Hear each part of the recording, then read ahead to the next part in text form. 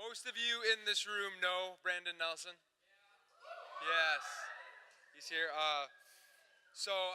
Again, just goes without saying, you guys are amazing, but just please give him your respect. There's been few people in my life who have affected my walk with God in such a profound way by being a brother, a friend. I've never met somebody who loves people as well as B does. So would you please clap it up for him as he comes up?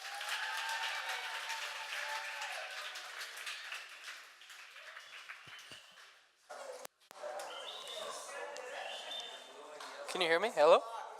Does this work? All right. Actually, before we start, I'm just going to, Ben, can you turn me up just a tad? Because I got to do this.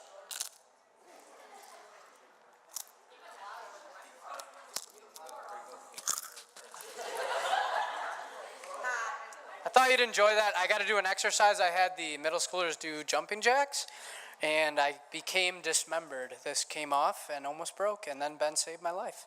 Can you still hear me? Yes? So I'm going to do something different. I'm just going to walk back and forth, and I'm going to stare at you like you stare at me. The whole time, high school, you never have an expression. You just stare at me. So I'm going to do it for a while. It's going to be uncomfortable.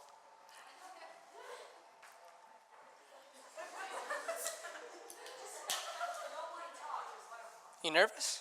Are you nervous yet? All right. I'll get into it. Before I even start, I'm going to pray because otherwise I'm going to forget. But after that, I'm going to tell you a story that probably has nothing to do with my message, but it's entertaining. So, here I go. Let's pray. Real quick, I just need silence just for this. Dear God, thank you so much. Thank you for how faithful you are to us. And thank you for your love and how amazing you are, Jesus. I pray that you would get me the heck out of the way and just do your thing. And I pray for everyone in this room, God, that you would just touch their hearts, touch their minds, touch their souls. In your name, Jesus, amen. So here we go. Story time. Where's Max? I always lose him. Is he in here? Max? Oh, Max isn't in here. He was going to help me tell the story, but I guess not. So I want to start off. I need you guys to get in your time machines. Do you have a time machine? Find it. Click in the year 2010. I know I'm old. That's old. That's my senior year of high school, 2010. And I'm going to tell you about my senior year of football. Max isn't in the room. He was a freshman on the team. Are you guys with me? Yeah? Say yes. Yeah. Okay. So Max was a freshman on the team. I was a senior. He's a beast, so obviously he was still on varsity even though he's a freshman, obviously. Anyway, we're going into our first game, and we're playing a team called Brookfield Academy from Milwaukee. I don't know why we were playing them. Max, go ahead, chime in whenever you want. I already said that, but you weren't here. Anyway. Yeah! So we're playing Brookfield Academy. We had our first meeting. We pop in the tape. And there's Brookfield Academy. We're supposed to take notes. We're supposed to figure out what's going on. There was nothing to take notes on. Because one guy was scoring all the touchdowns. And his name was Freddie Willis. Freddie Willis, remember the name. He actually played for the Badgers. You can look it up. A couple years ago. 3 years ago, 2 years ago. Anyway, if you look at the roster, he's on there. But he was 6'3", 200 pounds.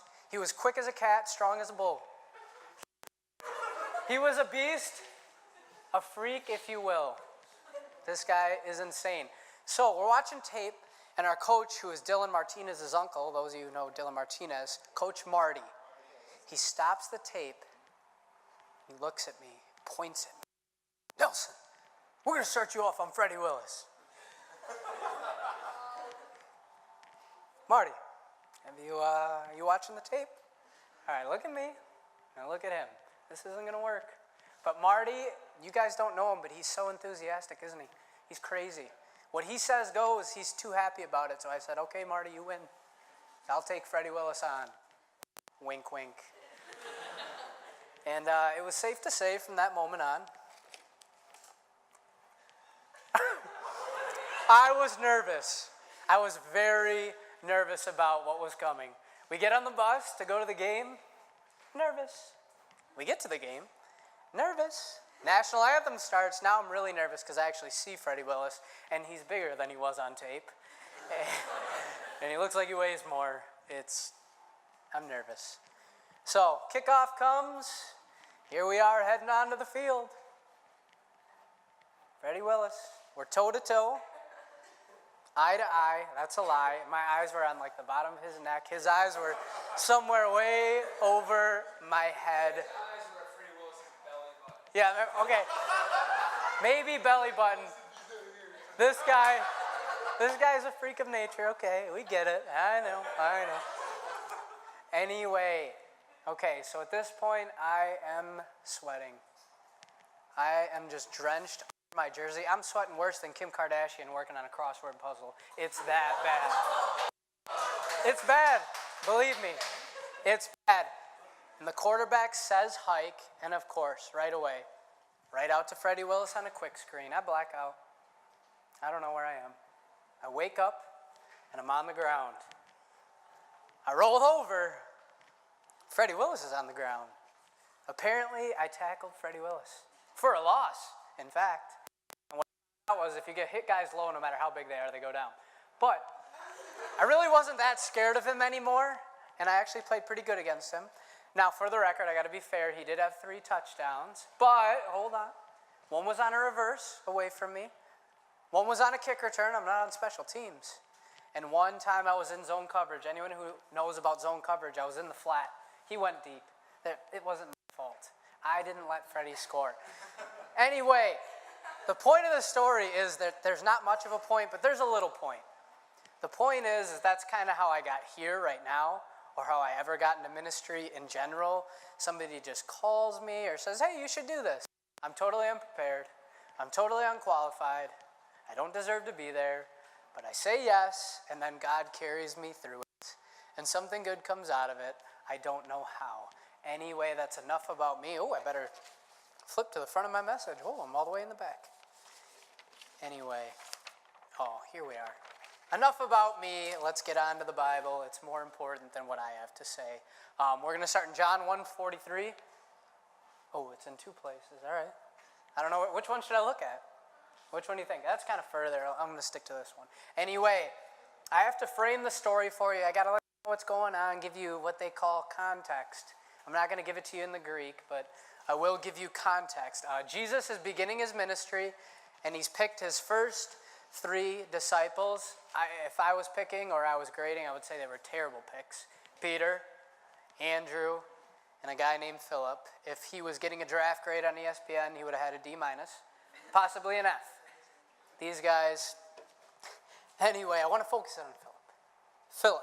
Philip's the type of guy, have you ever met someone who's just overly excited or just happy for no reason? You kind of want to punch them. It's like, is there something you're not telling me?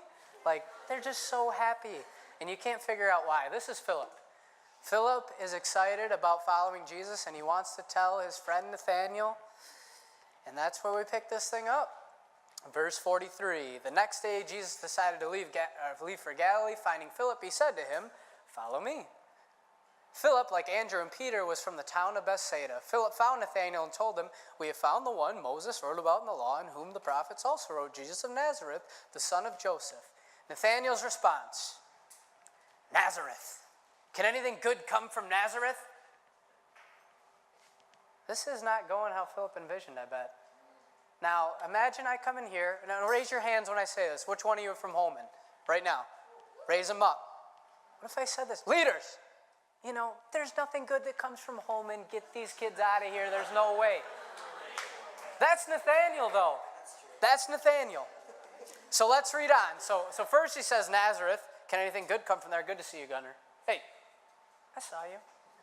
Anyway, let's read on. Nazareth, can anything good come from there? Come and see, said Philip. When Jesus saw Nathanael approaching, he said of him, here truly is an Israelite in whom there is no deceit. Nathanael's response again, weird. How do you know me? This is awkward, isn't it? This is an awkward encounter. This Nathanael guy is not very nice, is he? Someone tell me you're with me. Come on. He's not nice. Someone say something. All right, so you're with me. This guy is skeptical. He's angry. He's a doubter. He's a hater, for sure. And he's prejudiced. He doesn't like Nazareth, apparently. But let me recap. So he's prejudiced. He's angry. He's doubtful. And he's a skeptic. Max, sorry to pick on you again. But guys, This guy is a skeptic. Look at him. Max is a skeptic. I talk to Max probably every day. I give him all sorts of cookies and good information. And you know what he says to me? He says the same thing every time. He has two responses. Huh? Or really? Now, I'm going to decode Max language for you guys. You're going to know what that means. If Max says huh or really, that means he probably doesn't believe you. He's got to check. He has to see. He's a skeptic. Now, to be fair, if anyone's a bigger skeptic than Max, it's moi. It's me. Elizabeth, you know what I'm talking about. I am a skeptic. If you tell me, I heard this from so-and-so, or I heard this, and you don't have any facts to back it up, I'm just going to look at you and say, I don't believe you. That's not true. I'm not on board. No, I'll shut you down. I am a skeptic, and I'm sure there's other skeptics out there. Don't hide. My point is that Nathaniel, keep this in mind. Let's not put him on trial. Nathaniel is a picture of us. He's just like us. In the story, keep that in mind as I go through. You are Nathaniel. He is you. You guys are one. So keep that in mind. So let's finish off. Remember, I just said, how do you know me? Let's read on. Verse 48. Jesus answered, I saw you while you were still under the fig tree before Philip called you. That's weird. Anyway, verse 49. Then Nathanael declared, Rabbi, you are the Son of God. You are the King of Israel. Okay, hold on. Let's go back to the first statement. Nazareth, can anything good come from there? Second statement, how do you know me? Third statement, Rabbi, you are the Son of God. You are the King of Israel. Is anybody else confused here? What happened to Nathanael? Anybody know? That's a good one. He did have an epiphany. But we got to figure out what changed his mind. Is it because I saw you under the fig tree? That weird statement? It actually sounds a little creepy. But anyway, this is an unusual encounter. This is an unusual revelation, as you put it. I like it. And I am here to unpack this encounter or this revelation. And I have 3 points because Max loves points. Anybody who works with Max, do not come to him without points. He will shut you down very quickly. So I have points. My first point is this. When Jesus says this, I saw you under the fig tree. All he's doing is he's just flexing on Nathanael. If anything is clear from this, Nathanael was under the fig tree. Are you with me? Yes? Say yes. Nod your head. Do something. Twinkle your fingers, spirit fingers. See, I get myself lost. But clearly, Nathanael was under the fig tree. So Jesus is just flexing on him. He's just saying, look, I'm smarter than you. I'm everywhere. I know everything. You don't know me, but I know you. First point, shows him his power, shows him he's flexing on him. Second point is that Jesus shows that he's involved in Nathanael's prayer life and he knows his character. Now, how do I know this? I have to explain. How do I know this? The fig tree, which is in this verse, is very important to Jews and in Jewish culture. It's where they would go to be alone with God. They would go under a fig tree, as weird as that sounds, and that's where they'd pray. Now, their most common prayer under this fig tree is very simple. They would just pray for the coming of the Messiah. So when Jesus gave this statement, what he was saying to Nathanael was, hey, guess what? I was there while you were under the fig tree. I saw your prayer life and I answered your prayer. Look at me, I'm right here. Jesus is pretty cool so far. Those are great points, but I think there's something more important than that. And that's this. I think he always saw Nathanael under the fig tree. I think he knew his frustrations. I think he knew his relationships. I think he knew his heartbreaks. I think he knew the tears he cried. It's clear that he knows Nathanael. What about Nathanael? You got to look. He sees truthfulness in Nathanael. You got to go to the verse where Jesus says, "Here truly is an Israelite in whom there is no deceit." AKA Nathanael, I know you're not a liar. That's all he's saying. Now, about this, he prayed under the fig tree alone with God. And then you have the Jewish leaders of the day. We're going to contrast. The Pharisees. You know where they prayed? In the temples. I'm going to do the dance again, Max. This is the Pharisees. They dressed in their fancy robes in the temples, prayed their elaborate prayers. Look at me. I'm so wise. You should get advice from me. I'm a leader. I'm so close to God. I dance like this all day. When should I stop? I'm not going to stop. But anyway, these Pharisees, you know what Jesus thought about these Jewish leaders who prayed in the temples? Called them a brood of vipers, right, Max? What else did he say about them? He said they were dead inside. What else did he say about them? They were hypocrites. What else did he say about them? He said they only like the praises of men, or at least they like the praises of men more than they like the praises of God. Jesus did not like what the Pharisees did. He liked what Nathanael did, God alone. And I want to make a point about being alone.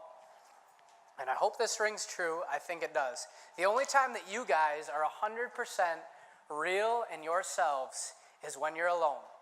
Because I'm going to tell you, as human beings, we are incapable. We cannot do it. We cannot be fully ourselves around other people because we're constantly worried what they're going to think.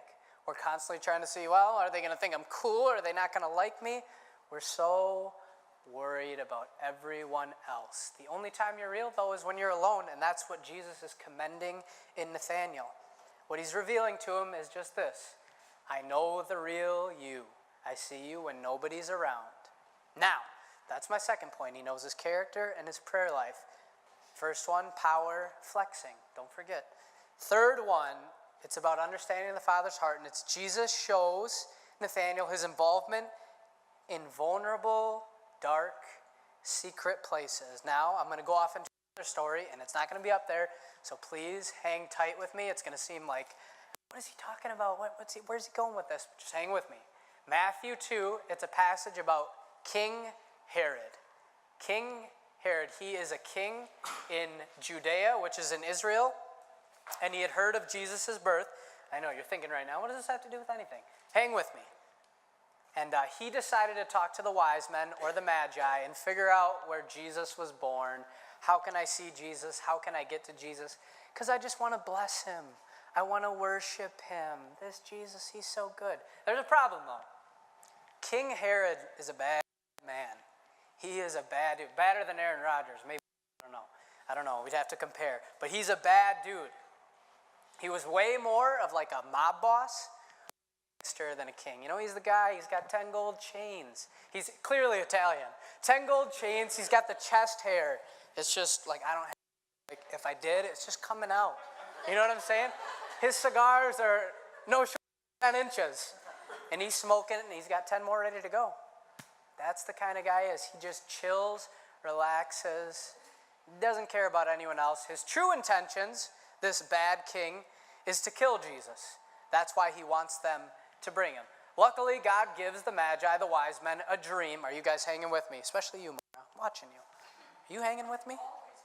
No distractions. Anyway, where was I? Max, what was I just saying? Dreams.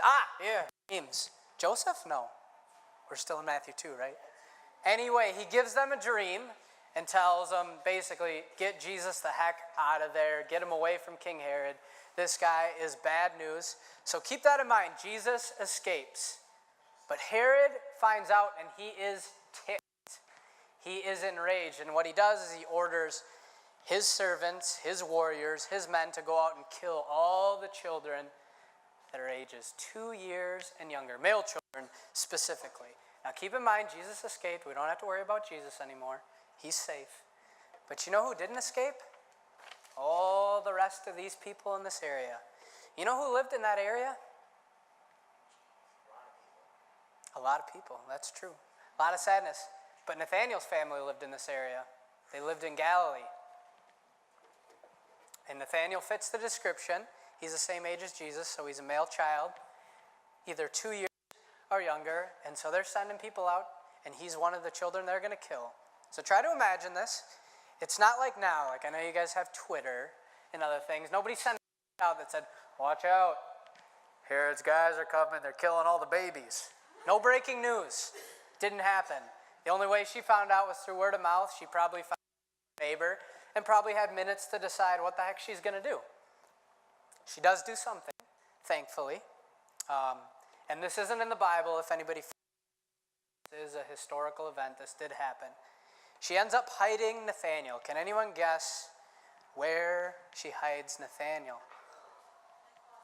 Oh, she's in the closet. Everybody said in the closet. Not in the closet. This isn't R. Kelly. No trapped in the closet. Anyway, no. Oh, I got one more. Where do you think she hides him? Boom. Bingo. Wham, bam, bada, bingo. Aubrey, you know that one. She hides under a fig tree. wherever the verse is that says, I saw you where I was stood under the fig tree, this verse starts to make a little more sense. Because when Nathanael was put under the fig tree, left to die, well, they didn't know if he was going to live or die. Guess what? Jesus was there, and he just revealed that to him. So when Jesus did say this to Nathanael, knowing what you know now, I guarantee you, you'll realize that his stomach probably dropped through the floor. His heart was probably beaten out of his chest. How in the world did Jesus know about this crazy, traumatic family event? Are you guys still with me? Every time I say that, I get lost, but it's important. Yes? Spear fingers. Give me one. Quick. You still with me? So anyway, Jesus was there. When Nathanael needed Jesus the most, when he was helpless, when he was in a dark, vulnerable place, Jesus showed up. He protected him. He loved him. He got him through the situation. Now I'm going to turn it to you guys. I don't know what that dark, vulnerable place is for you guys. I don't know what it is. Maybe your parents have been through a divorce and you've gone through that and you've seen the whole thing and that tears you apart. Maybe it's your friends. Maybe your friends don't treat you good. Or maybe you feel like you don't have any friends. But there was one impression that God gave me very specifically for some people here. One thing. So if you listen to anything, listen now. And it's this. This is important. Some of you in here just flat out are embarrassed about who you are. Like in your core, you don't like yourself. You wake up in the morning and you don't like what you see. You don't like how you feel. You don't like who you are. And I feel like God sent me here, if anything, to say this, that you're not an embarrassment and that he did not make a mistake when he made you. The hairs on your head are numbered. You're fearfully and wonderfully made. That's what Psalm 139 tells us. He did not make a mistake. You don't have to be embarrassed. And when you feel like that, or even if it's all the time, guess what? God's there because he's in the dark, vulnerable places. Jesus is so good. Psalm 23:4 tells us this. I'm going to try and do it without even looking. Even though I walk through the valley of the shadow of death, I will fear no evil, for you are with me. Oh, it's somewhere. Oh, don't let me look. You prepare a table in the presence of my enemies. You anoint my head with oil. My cup overflows.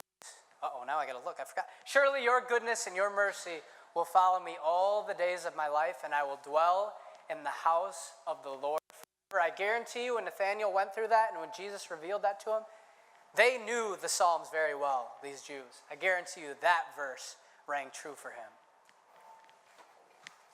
And all I'm trying to say to you guys is just this. Just hear me out. Jesus sees your vulnerable places. He gets it. He sees your weakness. He's there. And he wants to invade those places. He wants to be involved. Actually, he already is involved. But he wants you to have confidence and assurance that he's there.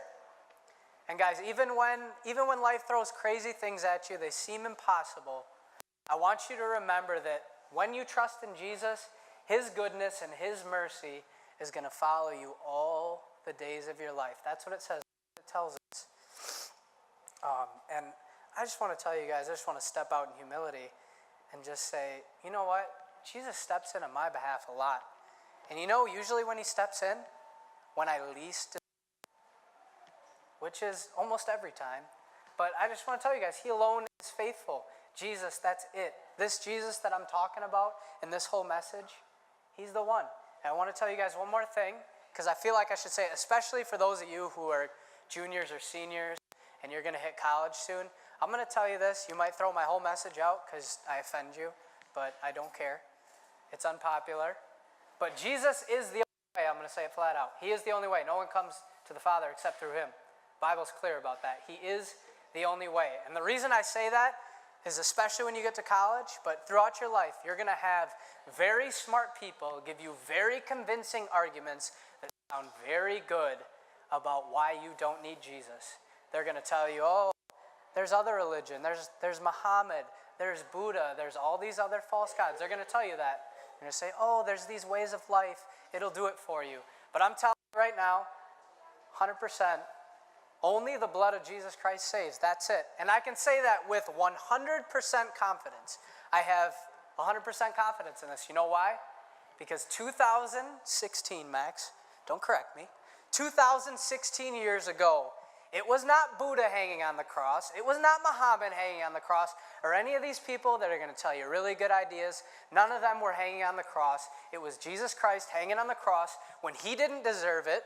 We didn't deserve for him to hang there for us.